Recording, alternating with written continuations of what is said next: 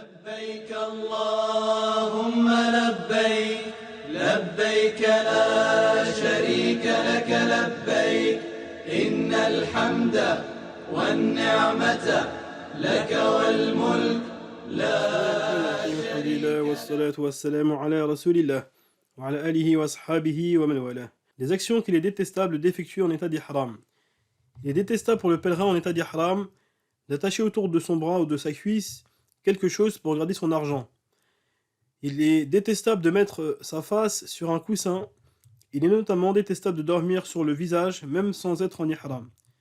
Il est détestable de respirer du parfum ou des fleurs, ou de rester dans un endroit où il y a du parfum, ou de le transporter avec soi. Il est détestable d'effectuer une saignée sans excuse valable si on n'enlève pas de cheveux. Mais si on enlève des cheveux, pour cela, alors ce sera interdit.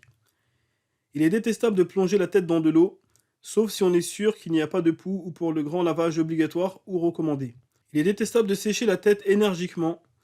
Il est détestable de se regarder dans le miroir. Il est détestable pour la femme de porter une cape, qu'elle soit en ihram ou non. Les actions permises en état d'ihram. Il est permis pour le pèlerin en état d'ihram de se mettre à l'ombre sous un toit, une tente, un mur, un arbre, un palaquin ou autre. Muslim rapporte, rahimahullah, selon Jabir radiyallahu anhu, j'ai effectué le pèlerinage d'adieu avec le prophète sallallahu alayhi wa sallam, et j'ai vu Oussama et Bilal, l'un d'eux tirer les rênes de la chamelle du prophète sallallahu alayhi wa sallam, et l'autre élever son vêtement pour l'abriter du soleil. Il est permis de mettre sa main devant son visage ou sa tête pour se protéger du soleil ou du vent. Il est permis de se protéger de la pluie ou du froid en s'abritant sous quelque chose. Il est permis de porter quelque chose sur sa tête comme un panier, un récipient ou de l'herbe par besoin ou par pauvreté, mais pas pour commercer. Il est permis de porter une sacoche autour de la taille, à condition que ce soit pour garder son argent et celui de sa famille ou pour ses bêtes, et à condition qu'elle soit attachée directement sur la peau et non pas sur le pagne. Il est permis de changer ses vêtements de sacralisation. Il est permis de les vendre. Il est permis de les laver à l'eau claire sans savon ou produit parfumant pour la propreté ou enlever des souillures, mais pas pour enlever des poux. Il est permis de percer un bouton ou ouvrir une plaie pour en extirper le pus. Il est permis de se gratter sans tuer de poux. Il est permis d'entrer dans les toilettes ou bains. Il est permis pour la femme de porter des bijoux et vêtements de lin, de soie ou autre. Abu Daoud rahimahullah rapporte selon Ibn Umar radiyallahu anhuma, le prophète sallallahu alayhi wa sallam a dit qu'elle porte après cela ce qu'elle aime de couleur de vêtements jaunâtres ou de lin ou de bijoux ou de pantalons ou de tuniques ou de chaussons en cuir. Il est permis d'extraire du sang en cas de besoin, mais sans faire de bandage ensuite. Si une personne attache une bande autour de sa blessure ou de sa tête, alors elle devra accomplir un sacrifice d'expiation. De même, si une personne met un pansement de la taille d'un dirham barli ou plus sur son visage ou sur sa tête, alors elle devra accomplir un sacrifice d'expiation, car ils doivent rester découverts. Même jugement pour celui qui met du coton dans ses oreilles, ou un patch sur ses tempes, même par nécessité. Les différents types d'expiation. Allah Ta'ala dit dans le verset 196 de la sourate 2, si l'un d'entre vous est malade ou souffre d'une affection de la tête et doit se raser, qu'il se rachète alors par un jeûne, ou par une aumône, ou par un sacrifice. Muslim rahimahullah rapporte, selon Ka'b ibn Ujra radiyallahu anhu, j'avais des fortes douleurs à la tête et on m'a porté au messager d'Allah alors que l'époux se répandait sur mon visage. Il dit, je ne pensais pas que la difficulté allait prendre cette ampleur avec toi. As-tu de quoi sacrifier une brebis? Je dis non. Il dit, l'expiation est un jeûne de 3 jours, ou nourrir 6 pauvres de la moitié d'un sar chacun. Il y a 3 sortes d'expiation au choix pour celui qui commet un acte par lequel il trouve du confort, ou qui ôte une nuisance d'une chose qui est interdite aux pèlerins habituellement, sans nécessité, comme en utilisant le henné ou le khoul, qui sont 2 produits qui servent à traiter certains maux, et peuvent être également utilisés par confort, ainsi que toutes les choses vues précédemment. Il n'y a pas de fidya, d'expiation, pour celui qui porte une épée, ou touche du parfum qui a perdu son odeur, bien que ces choses soient interdites pour le pèlerin. La fidya est multipliée par le nombre d'infractions commises par le pèlerin, sauf dans 4 choses. Quand une personne commet plusieurs infractions en même temps, comme celui qui touche du parfum, met un vêtement, cousu autour du corps, coupe ses ongles, rase sa tête en même temps, sans attendre, alors il ne sera redevable que d'une seule expiation. Si une personne commet plusieurs infractions avec un intervalle de temps entre elles, mais lors de la première infraction, met l'intention de la répéter ou de faire tout ce qui nécessite une expiation, ou plusieurs choses précises, puis les fait, alors il sera redevable d'une seule expiation. Troisièmement, si une personne commet une infraction à l'utilité plus générale que celle qui suit, comme s'il met un vêtement complet qui couvre tout le corps, avant de mettre un pantalon ou une ceinture. Cela tant qu'il n'a pas encore sorti l'expiation pour l'action première.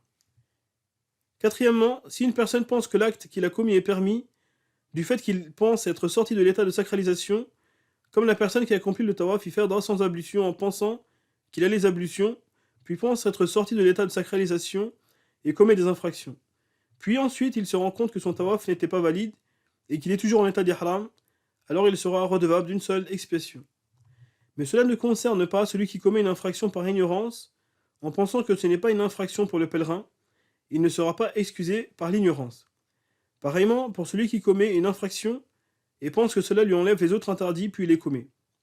Remarque qu'il n'y a pas de péché pour celui qui commet une chose nécessitant une expiation avec une excuse valable. Les conditions d'expiation.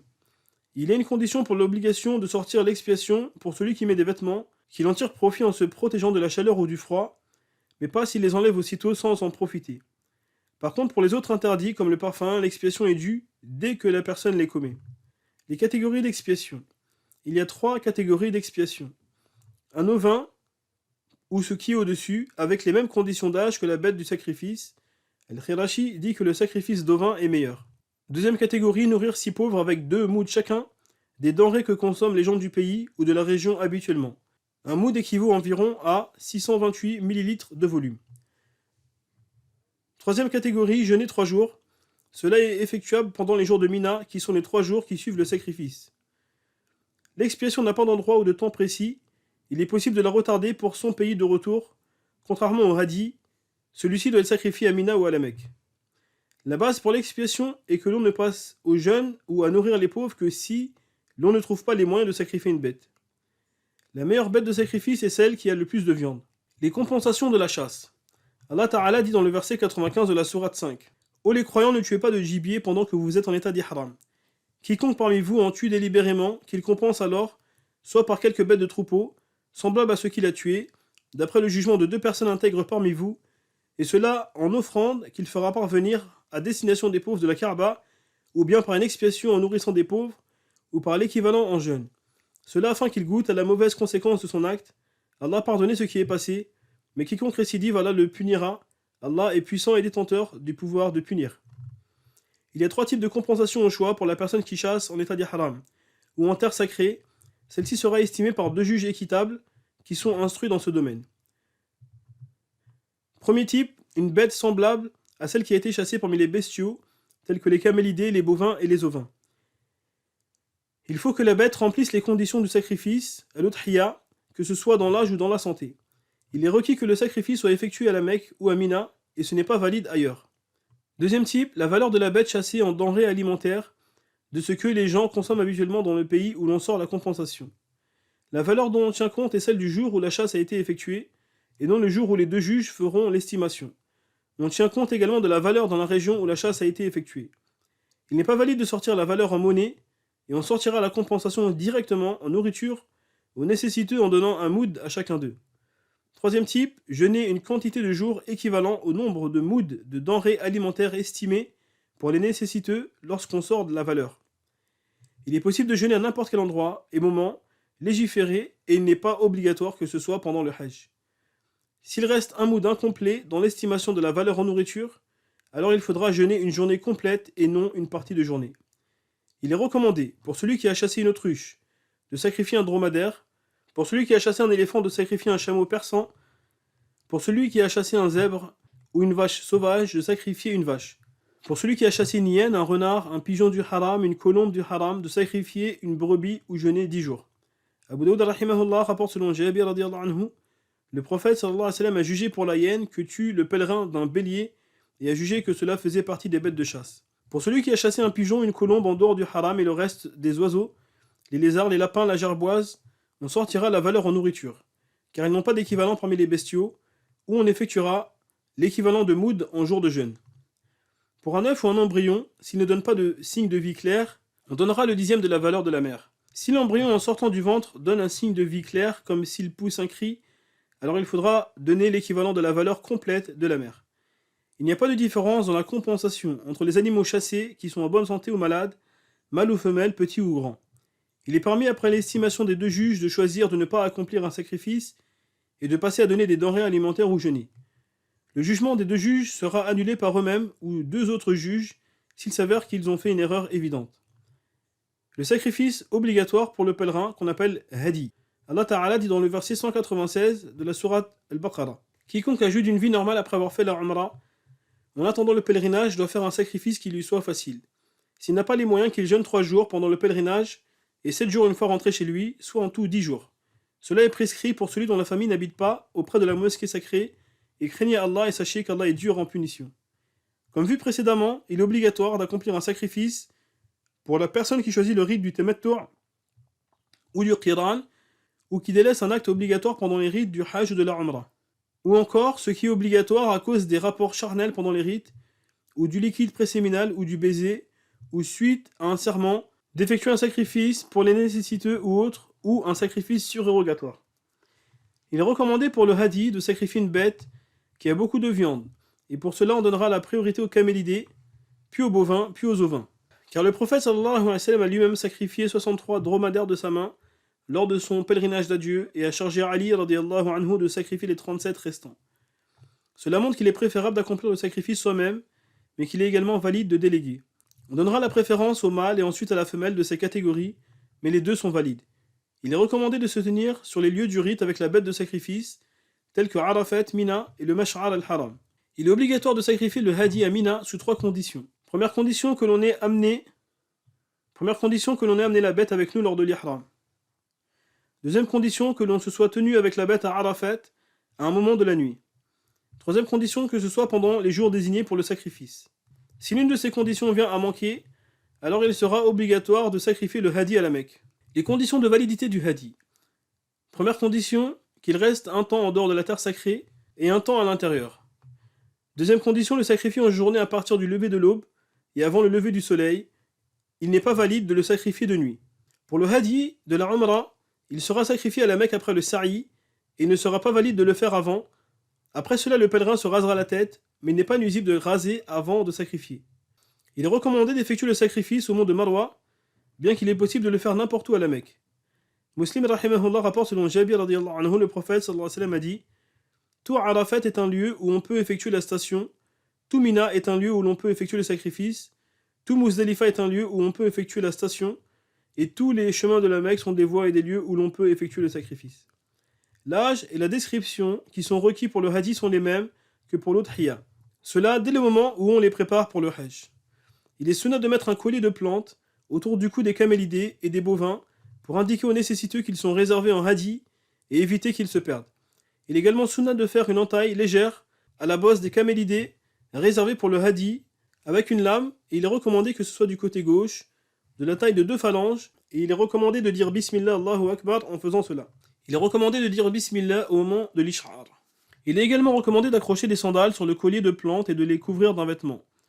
Muslim rahimahullah rapporte selon Ibn Abbas radiyallahu anhuma, le prophète sallallahu alayhi wa sallam prit Azur à Zul Hulayfa et ensuite demanda qu'on lui amène sa chamelle et fit une entaille sur le côté droit de sa bosse, et il lui accrocha 2 sandales et ensuite il monta dessus et accomplit l'ihram pour le hajj. Si la personne qui doit sacrifier un hadi pour le tamattu' ou autre n'en trouve pas, alors il devra jeûner 3 jours pendant le hajj, à partir du moment où il entre en état de sacralisation jusqu'au jour de sacrifice. Il complétera si besoin pendant les 3 jours de Mina, mais pas le jour du sacrifice car il est interdit de le jeûner. Cela s'il est redevable du hadi avant la station à Arafat. Par contre, s'il est redevable du hadi après la station à Arafat, alors il jeûnera les 3 jours quand il voudra. La personne qui doit sacrifier un hadi et n'en trouve pas doit jeûner 3 jours pendant le hajj, mais également 7 jours lorsqu'il revient des jours de Mina, que ce soit à la Mecque ou autre.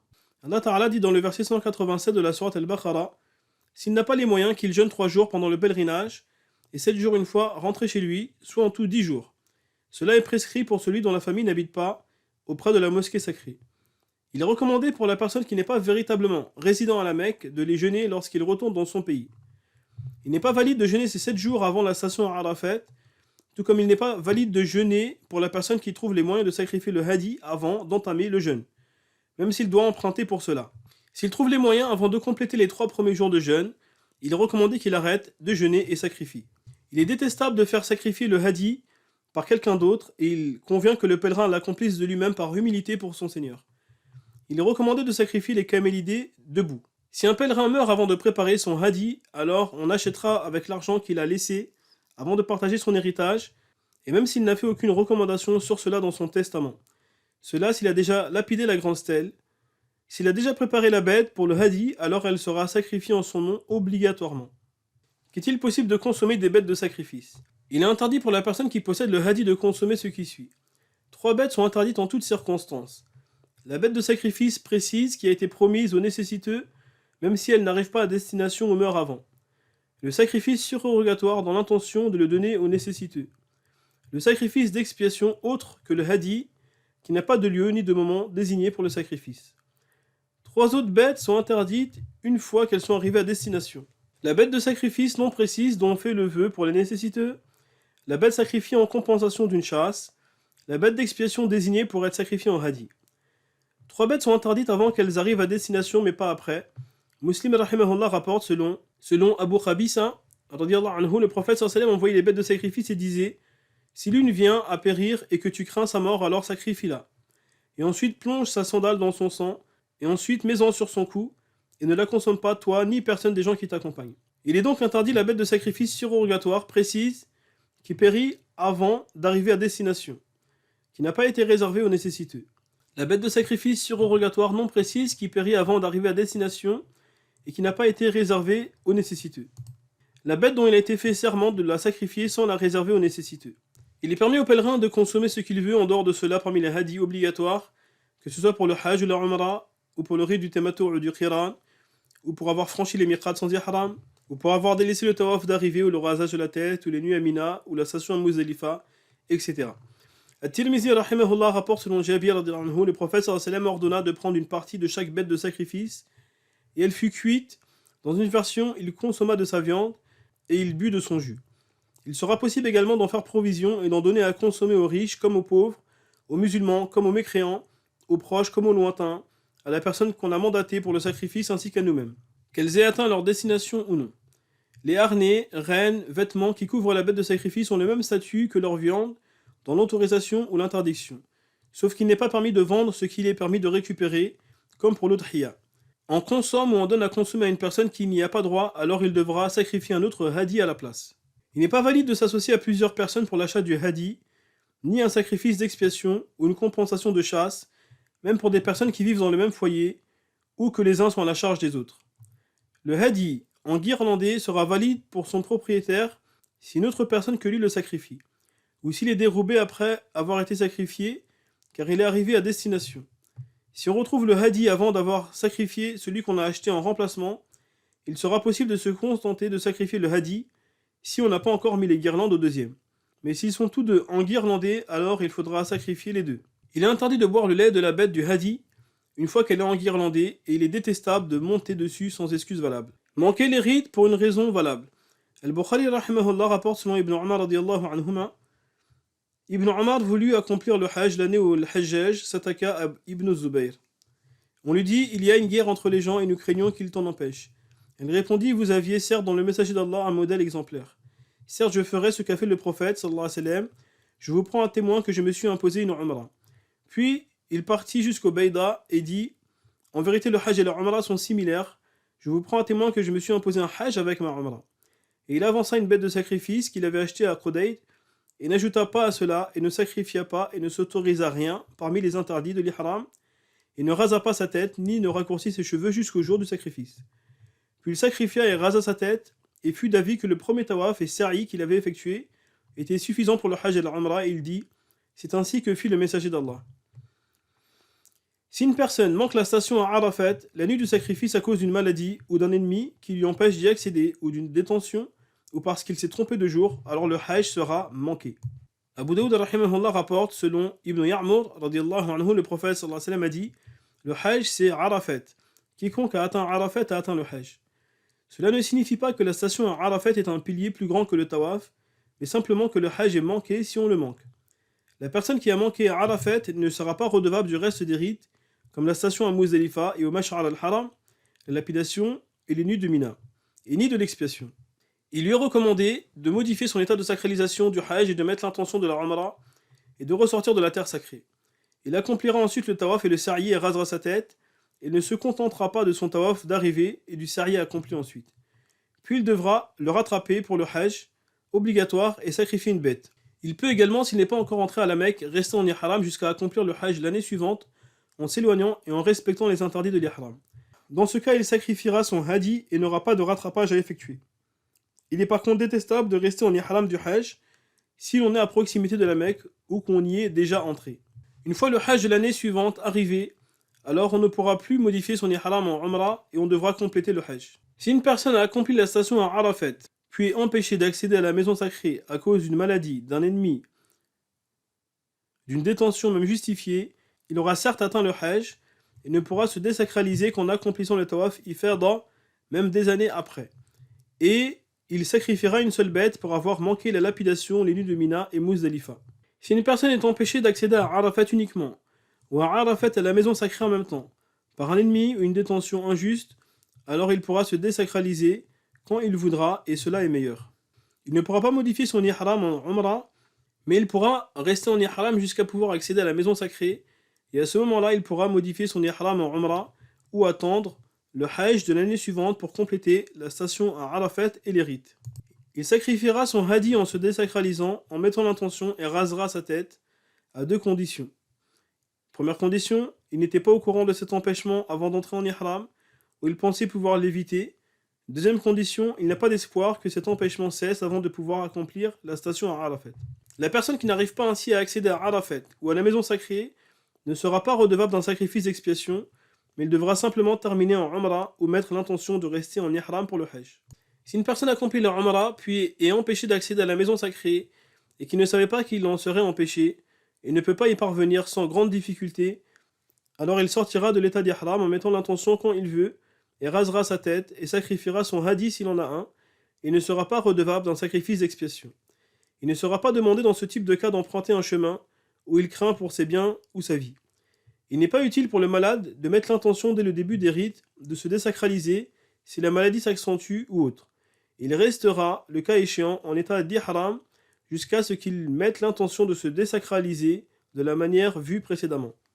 Voilà, nous avons fini cet immense chapitre sur le pèlerinage. Dans tous ses détails, nous demandons à Allah Ta'ala de nous faciliter d'accomplir le hajj et la umrah plusieurs fois dans nos vies et d'accepter de chacun de nous. A très bientôt. Wassalamu alaikum wa rahmatullah wa barakatuh.